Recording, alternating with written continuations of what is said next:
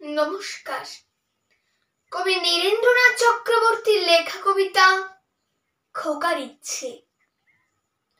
উঠতে বসতে বাবা হাঁকেন, বলবো তোকে কি আর, হতেই হবে তোকে দেশের মস্ত ইঞ্জিনিয়ার।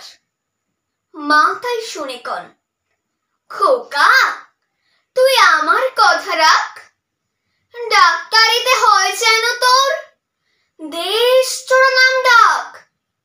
জেঠু বলেন, কি হবি তুই আমি সেটা জানি, তুই হবি এক নোবেল জয়ী বিখ্যাত বিজ্ঞানী।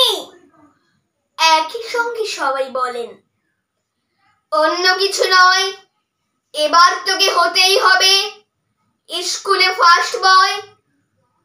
আমার ইচ্ছে ঘুড়ি ওড়াই, লাট্টু ঘোরাই আর ক্রিকেট খেলি, সাঁতরে করি মস্ত দেখি পার।